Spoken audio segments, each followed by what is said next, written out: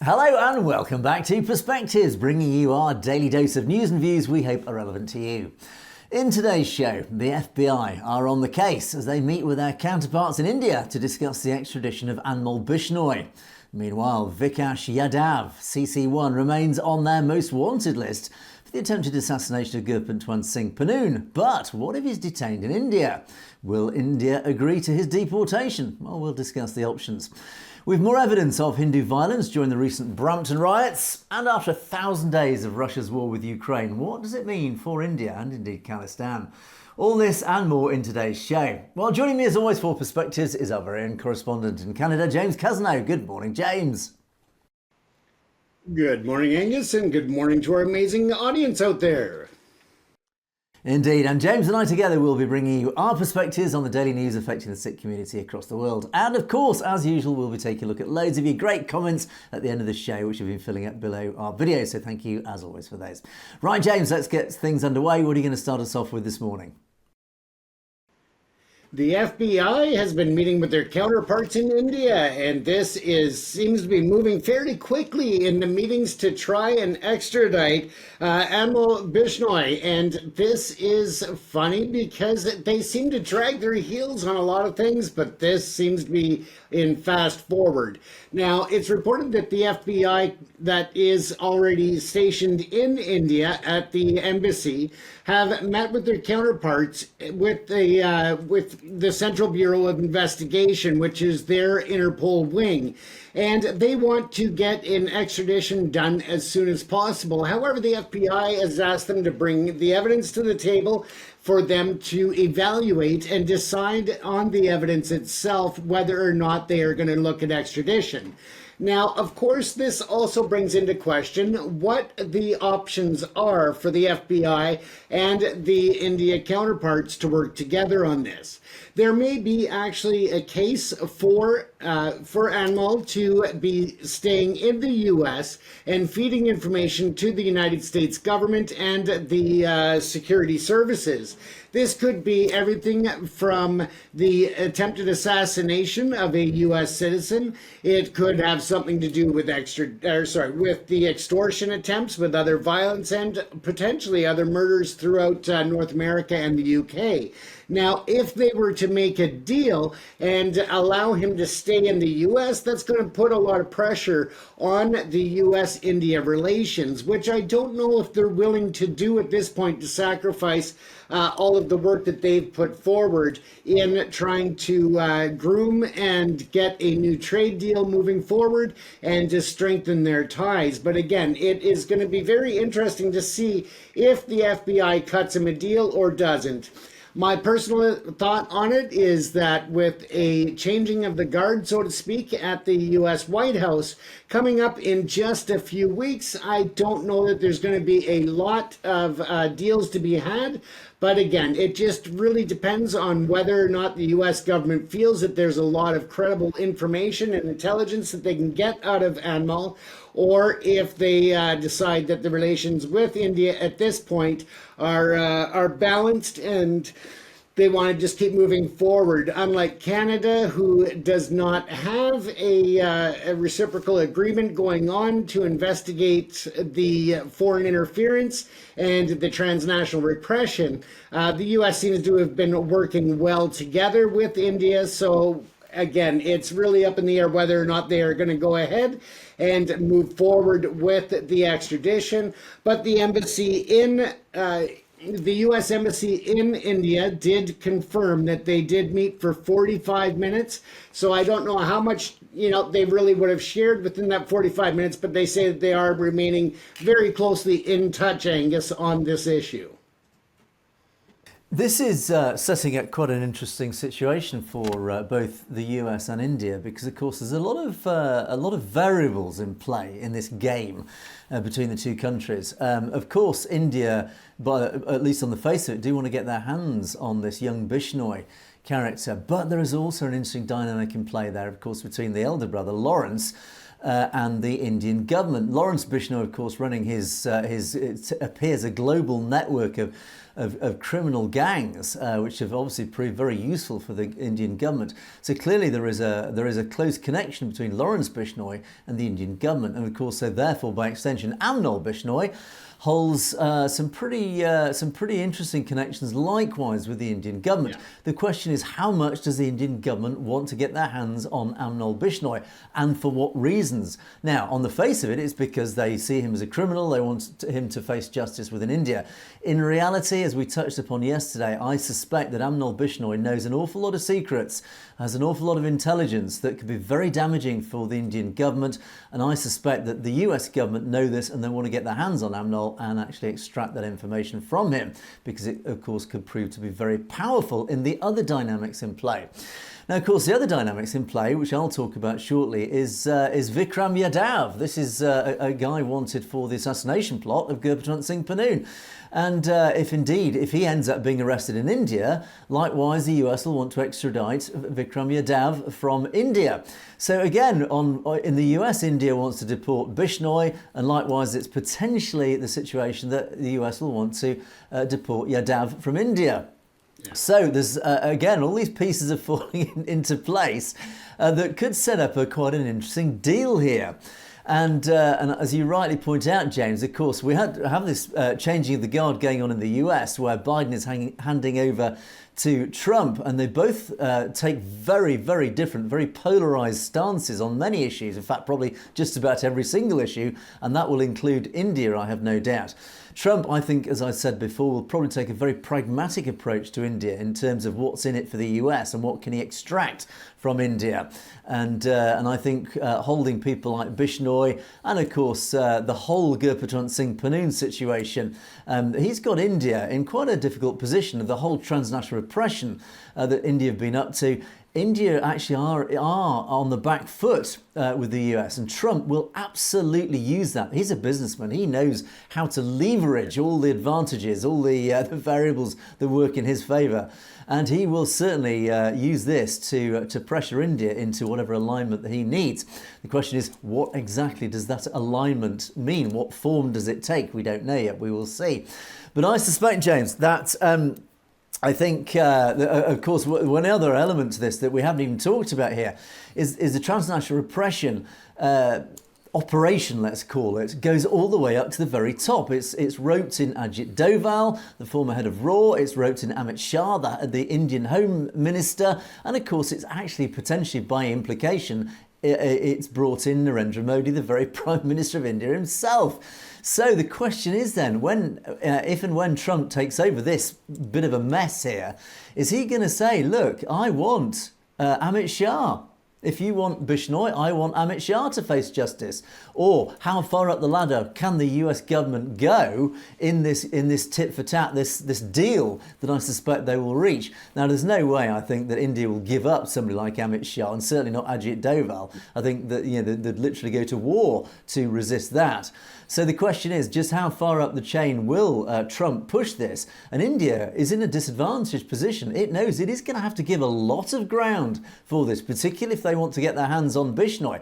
The question is, and all this comes back to, how valuable is Bishnoi? What does he know? What intelligence does he have? Yeah. And that, in turn, I think will determine how far Trump can push India and extract from India what it is he needs. So I think there's a much, much bigger game in play here, James. I think the stakes are much more important than just a simple younger brother of Lawrence Bishnoi. I think it goes far wider than that. Absolutely. And I mean, the fact that Lawrence Bishnoi is in prison in India already, and already seems to have some connections within the India government, whether it is the gang working on behest of the government or representatives thereof in these assassination transnational repression events, but also with the international crime syndicate that they run. There's a lot of information that could probably be extrapolated from Amnol, but again, of course, India doesn't want the U.S. to have their hands on anybody that can give them information. We'll have to see how it plays out here, Angus. So, but moving along with international relations, of course, yesterday marked the 1,000-day mark of the Ukraine war. Now, this has been escalated recently by the White House, allowing the missiles to be launched into Ukraine, or sorry, into Russia from Ukraine, and of course hitting targets within and on Russian soil. Now, this is going to be a very interesting opportunity for India if things are able to be settled down, if Narendra Modi can move forward with any type of peace negotiation or anything to that nature. Let's take a look at the video here. 1000 днів боїв. 1000 днів терору. 1000 днів втрати людських життів. 1000 днів війни проти України. 1000 days of military assistance. 1000 days of humanitarian aid. 1000 days of speaking out. 1000 days of standing by your side.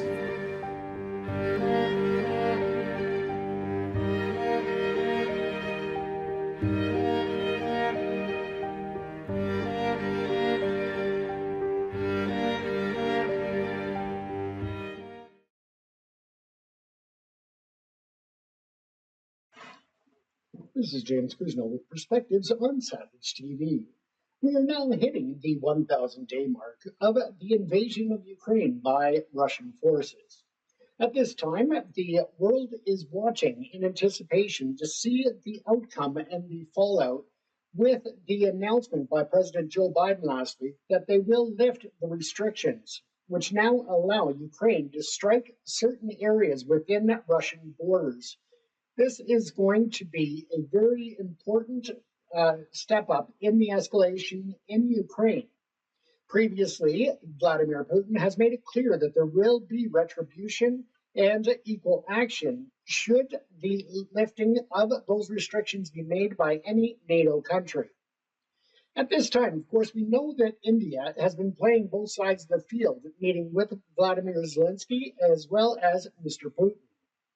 The problem here is that if the escalation continues and it does draw in NATO members to a war, the question is what side of the fence is India going to land on? They have close ties with Russia and China for trade and other issues. They are trying to build the relations with the Western world, such as the United Kingdom, Canada, and the United States, even though the Canadian relations are pretty unbalanced at this point due to the transnational repression issues that India has been called out on. The next question is whether or not India is going to follow through on some various commitments that they made back in September when Prime Minister Narendra Modi visited with Vladimir Zelensky in Ukraine. Now, some of the takeaways from that visit were that they were going to increase bilateral cooperation, and that was during the Prime Minister's visit. A number of cooperation agreements were signed in the medical, agriculture, humanitarian, and cultural spheres. The five-year cooperation agreement in the agricultural and food industry aims to bolster mutual cooperation, create favorable market conditions, and enhance national food security for both countries. Enhancing agricultural cooperation with India is seen as a strategic move to ensure food security and stabilize the agricultural sector. Now, if this is any indication, taking a look at Punjab and the regions throughout various parts of India, it's a very cautious tale because they are taking money from international sources to assist with agricultural issues and food security, except when you look at the breadbasket of India being Punjab, where the very fertile lands and farming takes place, there has been a lack of support by the Modi government in helping those farmers. Instead, he is trying to bring in regulation and policy that actually favors the big corporate farmers and pushes out all of the small family farms in the region. So again, that is something to watch. Humanitarian grant aid was also another takeaway, that the two nations signed a humanitarian grant aid memorandum, which outlines the framework for India's assistance in reconstruction and rehabilitation projects in Ukraine over the next 5 years. Number three, they came to certain agreements when it came to peace and security and other commitments. So Prime Minister Modi emphasized India's commitment to practical and effective cooperation among all stakeholders to restore peace in Ukraine. On that, he definitely got points from the international community in trying to bring some kind of ceasefire and end to this tragic war. As it continues, today is the 1000th day. He reiterated India's readiness to contribute to sustainable peace through dialogue and diplomatic means. Ukraine is keen on India's involvement in peace negotiations, given India's neutral stance and diplomatic influence. By engaging with Ukraine, India aims to balance its relations with both Russia and the Western Bloc, maintaining its strategic autonomy. Strengthening ties with Ukraine also allows India to assert its influence in Eastern Europe and play a more active role in global peace initiatives. Now, of course, we know that Narendra Modi has a plan to recognize India as a modern and constitutional country, one that is diplomatic, adheres to the rule of law, but there's still a long way to go to reach those milestones. With that said, there were some other areas in which they were looking at different agreements and furthering on topics we've already discussed. And one of those is the cultural and educational exchanges, which they say enhanced cultural and educational exchanges will foster greater people-to-people connections and mutual understanding between the two nations.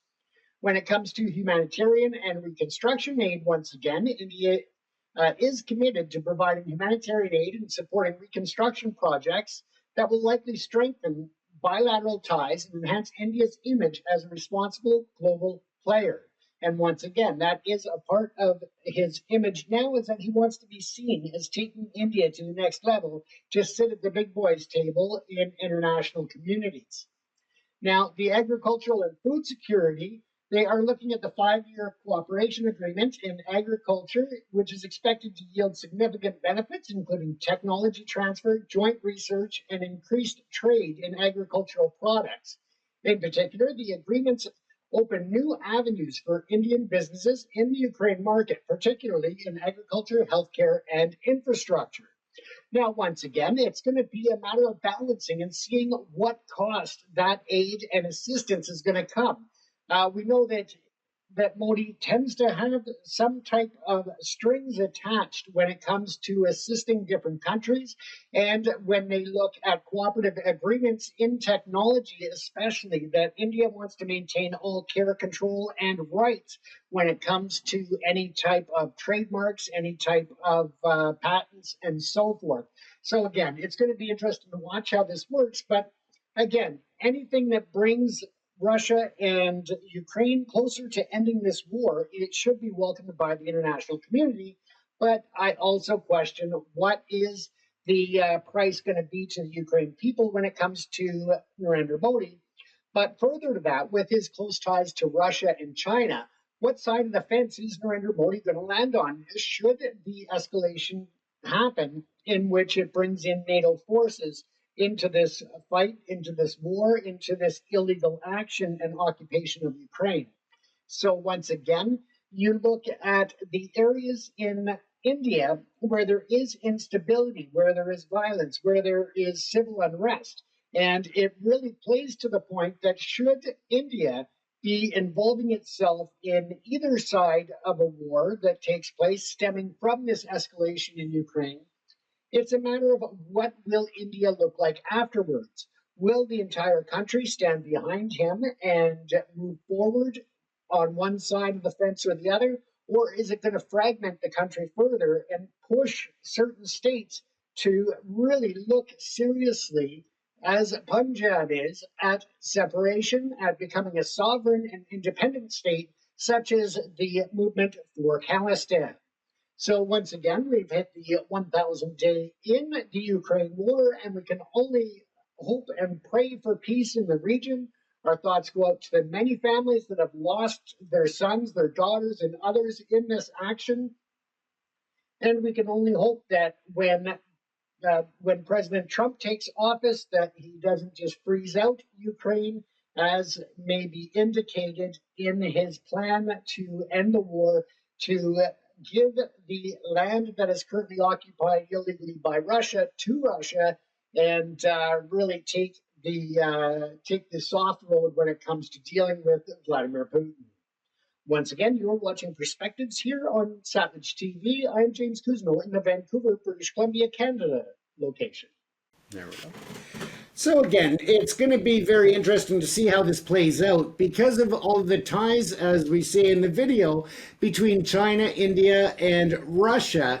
Right now, it's really going to be a balancing act of diplomacy. And if the U.S. does advance, or if Russia does advance towards the U.S. in retaliation, Modi's going to have to decide who he's backing, and if he's going to just sit back and watch, it's also going to have some impact on trade and other financial ramifications for the government of India and the people of India. But once again, as we covered in the video, Angus, if this does happen and he is forced to choose sides, it may actually weaken things enough that it'll advance the opportunity for countries to break off, including Khalistan. Indeed. I think when I heard this announcement that the US government, in the form of Biden, allowed these missiles to be used against Russia, I just shook my head in absolute disbelief. I think it is one of the most outrageous, irresponsible and cynical actions of a US government, certainly in my lifetime, that I can remember. Because this is a very, very deliberate act. And I think it is an act of spite and utter irresponsibility from the Biden government. And when I say the Biden government, I'm not looking at Biden. I don't think unfortunately, he has the mental capacity to make a decision like this. It is whoever has been pulling his strings for the last few years. Clearly, Trump has made a very overt announcement, a very bold statement that he would stop this war within a day.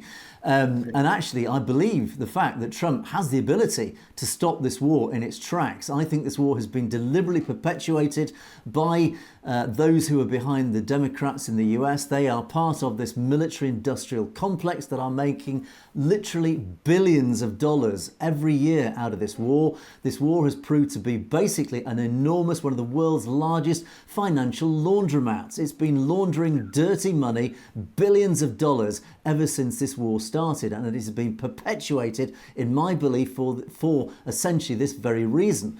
They knew exactly what they're doing. Putin was provoked into this war. He reacted predictably. He's invaded Ukraine, caused this war, and the Democrats and the military-industrial complex have been rubbing their hands with glee. Trump knows exactly what's been going on. He knows what this war is all about, and he's threatened to stop it. So, what has Biden's Democrats and, should we say, the puppet masters, what have they done? They thought, right, let's really make it as hard as possible for Trump to stop this war, because we don't want this war to stop. We're making too much money out of it.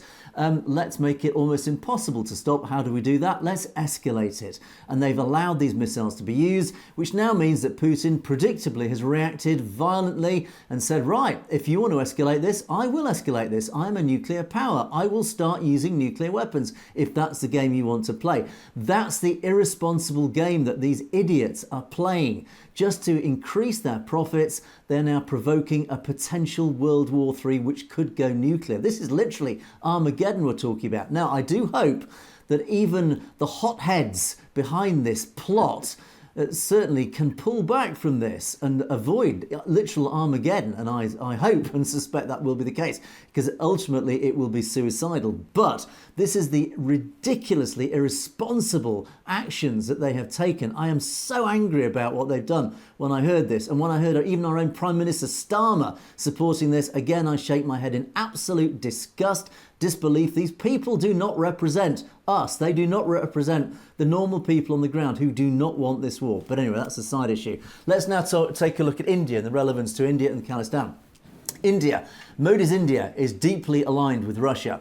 India has been buying Russian oil. It has been essentially financing this war machine, and which has perpetuated the war that has allowed Putin to continue this war.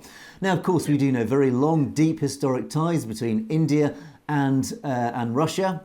We do know that the KGB was deeply embedded in the Indian government around partition and post-partition. Watch my podcast coming up this Thursday, where we will talk about what we will call it as the road to Khalistan. We will talk about how the KGB, and astonishing evidence that is still coming out of the KGB's involvement in the establishment of India.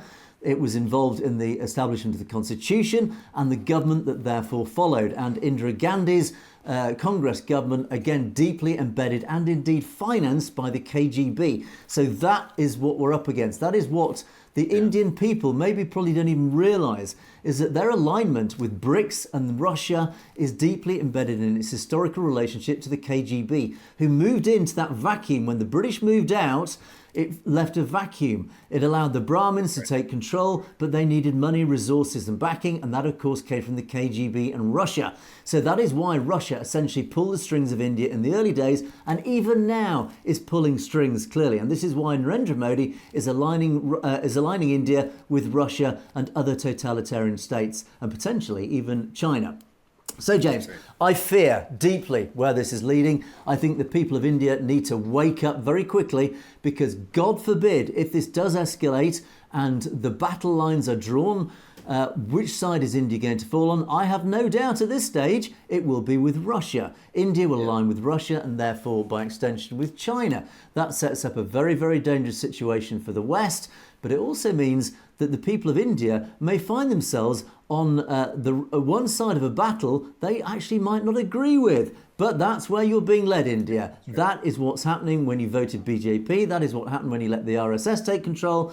Now, where does Khalistan stand in this? Unfortunately, I fear deeply that this may even kick off before the establishment of Khalistan. If Khalistan does have a chance to establish itself before this does escalate into this sort of Armageddon scenario, then I have absolutely no doubt it will form one of the most strategic centerpieces regionally, because it will sit astride Pakistan and India. It sits on the border of China. If it is able to host nuclear weapons, then it will be within an easy strike range of all the enemy states. That includes China, Russia, India, potentially Pakistan. We'll see which side Pakistan sits.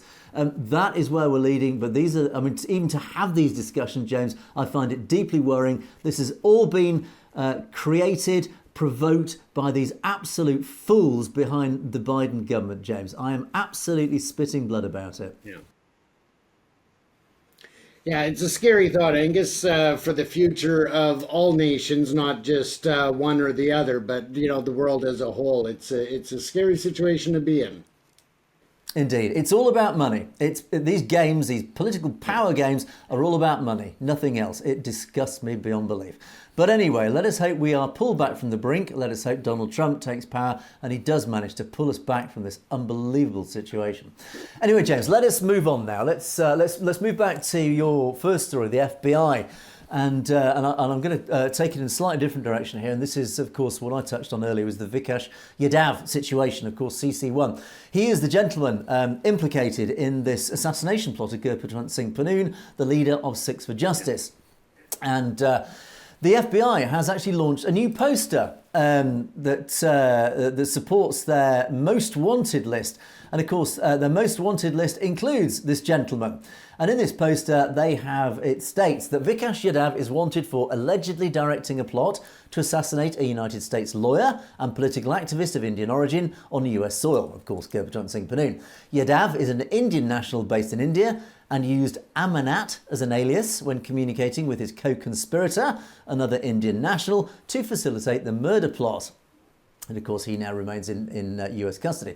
Yadav allegedly provided information such as the victim's residential addresses, phone numbers, and other identifying information to the Indian national in furtherance of the plot. Nikhil Gupta, of course, we'll talk about that. Yadav and his co-conspirator arranged for an associate to deliver $15,000 in cash in New York as an advance payment for the murder. A federal arrest warrant was issued for Yadav in the US District Court, Southern District Court, etc., etc., etc., after he was charged with murder for hire, conspiracy to commit murder for hire, and money laundering conspiracy. So, okay, so the FBI is still very much hot on the case, and it is believed he may well be in India, this character. He's fled back to India. So, notwithstanding all the discussions we had earlier, James, about about a deal to be done with the Indian government over all the various criminal shenanigans going on and people remaining in custody. Now, one of the big questions that's been buzzing around for a while about Vikash Yadav, and indeed maybe others implicated in this plot, is what happens actually? What is the practicality if he is caught and arrested in India? Now, of course, there have been all sorts of conspiracy theories mulling around social media in relation to Yadav. And one of the theories, he's now wanted by India itself, that India has in fact trumped up charges themselves against Yadav, essentially to try and come up with some sort of clever legal loophole, let's call it, to try and prevent him from being extradited to the US. Because, of course, India knows that if Yadav ends up in the US, is that the CIA and the Department of Justice are going to be absolutely pumping him for information, for intelligence, because, of course, he's high up in RAW. He will know an awful lot of information that could be deeply damaging to the Indian government. I mean, he would be an absolute golden prize for the US government, for the US intelligence services. And India knows this. They will be absolutely terrified of relinquishing Yadav to the US. So the question then does come, of course, what if he is arrested in India? Now, first of all, India has allegedly, I haven't got any confirmation of this, but they have launched their own criminal charges against Yadav in the hope that they can then apparently arrest him, detain him, and resist any deportation. So essentially, they keep control of him because they know that the US will end up doing a deal with Yadav to release this information. So, one of the Indian publications very recently actually looked into this, and they came up with quite an interesting insight, a little bit of investigation what would happen. So it was the publication was the ETV Bharat. Now, they said that the Supreme Court advocate Rudra Vikram Singh, in an interview with them when they asked him these questions, he is obviously an expert, a constitutional expert on this, he provided a clear explanation of the legal process that would unfold if he was indeed arrested in India. So if he's apprehended on Indian soil, he will first face legal proceedings under Indian law for any charges already registered domestically. That's important. In other words, if India has launched their own charges against him, those will be heard first. Yadav has been on the run since being granted regular bail in April in connection with a separate case involving kidnapping and robbery in Delhi. Both Indian authorities and international agencies are now searching for him. So even the ETV Bharat confirmed that India has in fact launched its own charges. Surprise, surprise. Very cynical. So the real legal complexity arises if the US formally requests Yadav's extradition. Now, the Supreme Court advocate he said that he clarified that any extradition request would activate the existing India-US extradition treaty, but this process is not automatic and it is not simple. As per the treaty between the two countries, the US must present all the evidence and documents to the Indian government and ensure that India is satisfied with the case before extradition can proceed. Extradition would require compelling evidence, especially in serious criminal cases like the assassination plot Yadav is accused of orchestrating. So again, this is very much in India's control. India has to review the evidence that the US present, and therefore India has to make that decision. In other words, India becomes the final arbiter of whether they agree or not to the extradition process. In other words, if India doesn't want to extradite him, they won't. They'll come up with any sort of reason. Hereby lies the problem. Now, Singh, the advocate, also noted that the extradition process would require clear documentation and evidence, and he said that for extradition to occur, there must be strong evidence, especially in serious cases like this. Or in the assassination of a head of state or significant criminal activity. The US must present a solid case to the Indian government, he added. Now, this does then potentially involve Interpol. Should extradition become a primary route, the US has another option through Interpol. the FBI could work with Interpol to issue an alert at international airports, making it difficult for Yadav to escape arrest. If Interpol is convinced of the seriousness, they could release a red notice, which would allow Yadav to be arrested in any country where he travels. So this would significantly raise the stakes for Yadav, limiting his mobility and making it easier for him to be apprehended, even outside India or the US. However, the extradition process would still require a careful and thorough legal review, and Singh noted that extradition is not an easy or immediate process. So if Vikash Yadav is arrested in India, he will first face the law for his domestic charges, but the potential for extradition of the US looms large. Whether through extradition or international alerts from Interpol, Yadav's path to justice will likely be fraught with legal hurdles, but his alleged role in the assassination plot ensures that this is a case the world will be watching closely. Indeed it will. So I think basically the upshot of this is, it will be a very long, difficult legal case for the US to extradite him. And that is even before India deliberately stepping in and preventing it. So if India had no stake in the game, even then it would be very hard for the US to extradite him. They would need to present a very strong case with lots and lots of evidence. Now, that in itself is quite hard, but not impossible, certainly with the evidence on the table. But now bring into the factor that India clearly will not want to extradite this gentleman for all the reasons that we've talked about. I think it is very, very unlikely that the US will get their hands on Yadav through any normal means of legal process like this. The only way, and I'm convinced with this, the only way that Yadav will ever end up on US soil now is if he's arrested in India, is Trump does a deal. And I think, as I said before, Trump has a lot of strength in this situation. He's standing on two legs. I think India are standing on one leg in this negotiation. But India still potentially will hold Yadav, and he will become a very, very important bargaining chip in this, James. Yeah, and I mean, it really comes down to what is India going to offer and what is the U.S. going to offer at the end of the day. Something that we haven't considered is if he was to surrender himself to the FBI at the New Delhi embassy, that could really throw a wrinkle in the plan as well. But what are they going to do? Keep him locked up in the embassy for a sentence? I mean, it's going to be an interesting circus of events, I think, Angus. I think you're absolutely right. As I say, there's an awful lot of pieces in this game of chess going on at the moment, and it's going to be quite an interesting negotiation beneath the surface. I think we will, again, like a lot of this whole transnational repression story, this epic story, I think we will only see what goes on the surface. I think the discussions behind the scenes will be absolutely enormous and pretty high stakes and very high tension. So, but anything that we do uncover, we will of course bring it to you at the moment we hear about it.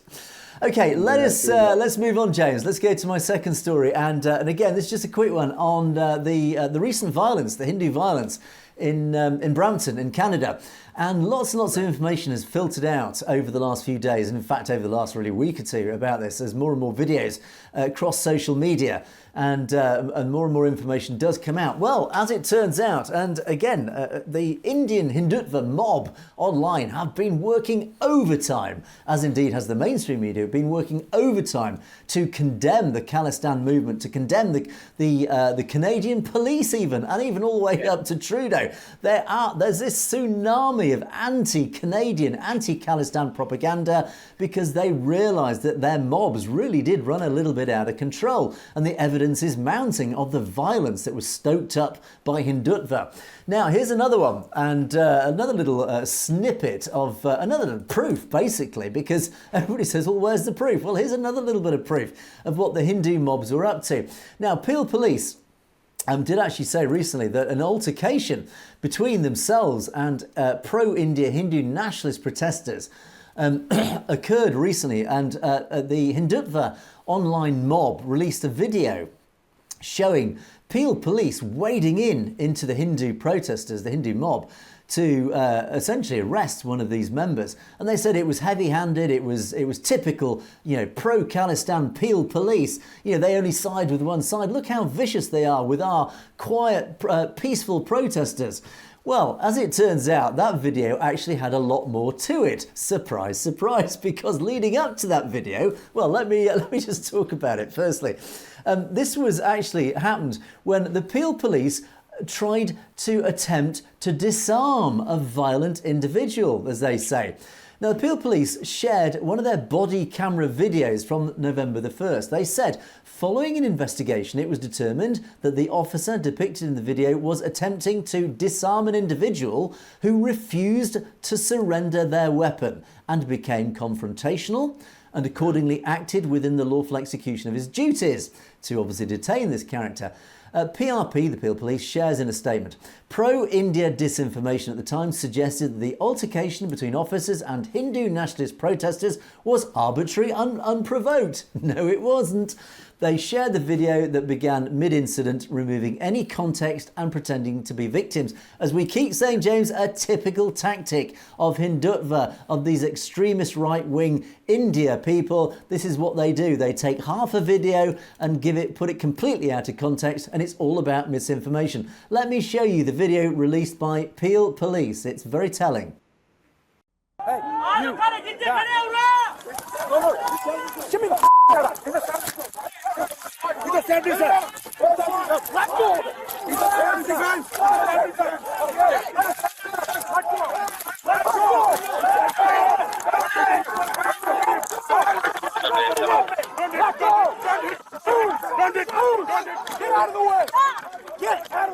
As you can see, this was a compromising and volatile situation for our officers as they tried to seize a weapon from an individual who did not want to surrender it and became confrontational.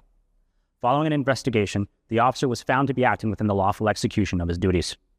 Peel Regional Police will always respect the charter rights of individuals to peacefully assemble. However, we will not tolerate any acts of violence, threats of violence, or criminality.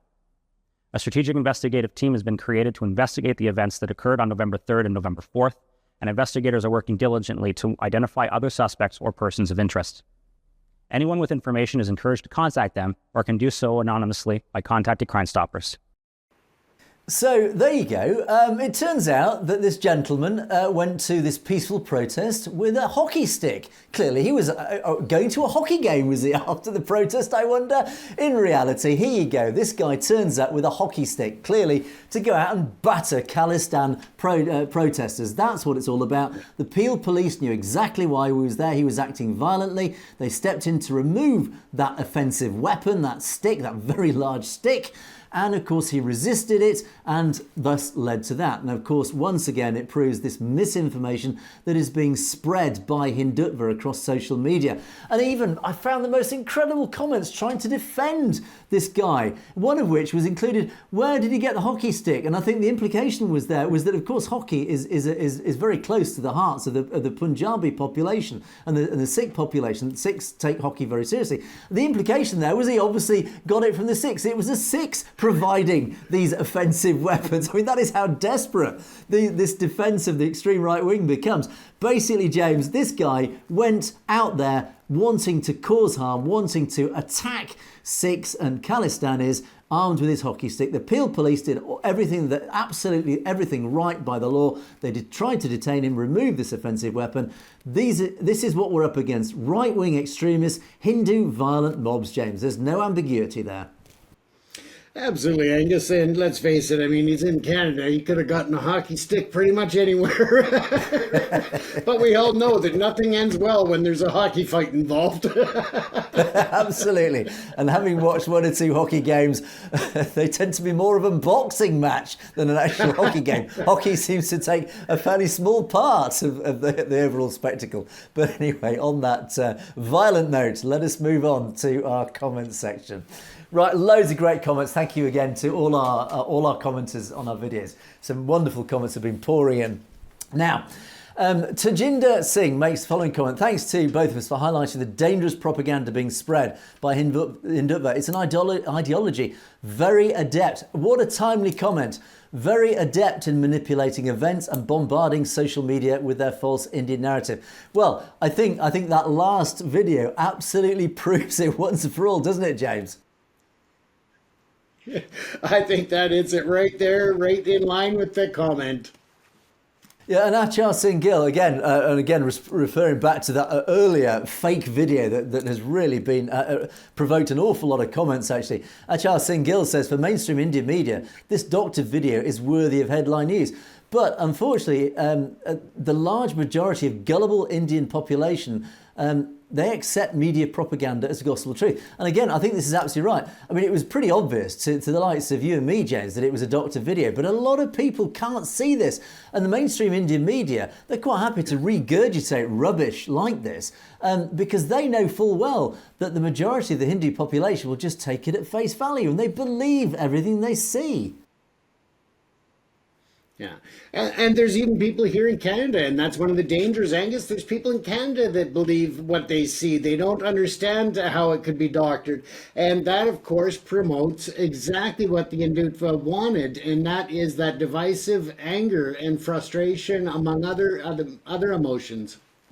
Yeah, and actually, I think you raise a good point there, James. And we're often accused by critics of being hypocritical. Well, no, actually, we're not hypocritical because I will likewise say that actually the Western population sometimes appall me with their utter inability to read through the nonsense propaganda that we're fed in the West. Is that they do, quite often, a lot of our news outlets are quite partisan at times, and they offer all sorts of nonsense, which they package up as mainstream news. And it's pretty obvious what the agenda is on a lot of these issues. And yeah, likewise, James, a lot of our population just take this at face value. They are unable or unwilling to actually go out there and look at a different alternative news item, or try and find, at least read between the lines and work out what actually is the truth behind this story. So no, I think propaganda works globally. And well, I think quickly rushing back to the Ukraine-Russia war, there's one particular issue that is just so full of fake information from all sides that you literally cannot believe anything you hear or see, James, can you? No, and you know that I spent some time over covering the war in Ukraine on the front lines there, so I know firsthand how they like to spin information from all sides, Angus. Absolutely, and they say the first casualty in a war is the truth, and how absolutely true that maxim is. Hat B, again along the same lines, his part of his final comment is, "This is the best dub clip. Is this the best clip the cream of Modi's IT cell could come up with?" Yeah, and I think you're right there. But it was so poor, and actually I think they can come up with better stuff than this, and I think they do. But I think this must have been the B team. I think the B team in their editing team that came out with that one. But I think you do come up with a very important point here, and I think this is almost quite a sad point, really. Is saying, look, all this effort that Hindutva supporters go to fuel so much online hatred and so much disinformation that they spread, if they actually spent all that energy and time and resources into doing something positive for India, maybe they'd have something to be proud of. Actually, this is a massive point. Because, yeah, do you realise if you weren't pursuing such an obsessive agenda, an anti-Sikh and anti-Khalistan agenda, if you were actually promoting the good of India, and India has so much good in it, its people, its culture, it has so much to show the world, and actually become this amazing superpower, if you actually channeled that effort into that, then indeed you would actually prove something very good and positive. You would offer something really powerful to the world instead of this ridiculous agenda trying to bury the Sikh community. Why on earth are you doing it? James, it baffles me. And it really wouldn't take a lot in the big picture for them to take that energy to swing it in favor of promoting the amazing things, as you said, of India, and really becoming a destination. I mean, people would love India. People would love to be able to experience it. But unfortunately, right now, it is really up in the air whether or not there's safety issues, whether or not there's, Even the Canadian government just announced new changes for security and screening for anyone going from Canada to India, which is another story that we'll cover tomorrow night because that'll take a bit more detail, Angus. Indeed, and here in the UK, our Foreign Office always sends out warnings, and those warnings for travel around parts of India have increased, saying, look, there are areas that you should not go to. Manipur, of course, being one of them, but other areas, surprising areas of India, where they're saying don't go to them because they're now becoming dangerous for people to visit. This is Narendra Modi's India, this supposed great democracy. I shake my head in frustration, disappointment and disbelief. Now, I love something or other, says, just saw the piece on the Nagar Kirtan. It doesn't look like it's post-edited. Whoever took the video seems to be doing the narration. Again, coming back to this fake video that has people just scratching their head in disbelief, saying it was so obviously fake. Now, this is an important point. Look, and what this person's saying is, look, it's all very well holding these events, and these events have to be held, but you cannot close them. You've got to keep them open to anybody who joins them. But the trouble is, by doing that, is you are allowing these Hindutva agents, these activists, these agents provocateurs, as we call them, you're allowing them to get in there and foment trouble. And I think this is always the vulnerability of any protest. Any protest that's organised, it's very easy to infiltrate agents into those protests to cause problems, to whip up the mob into violence. And we see this actually not just in Khalistan protests, but actually protests literally all around the world. The Arab Spring was a prime example of this, where actually Western agents were infiltrating protesting mobs across the Arab world to foment the mobs up into more violent reactions to create what they called the Arab Spring, which actually in the end failed.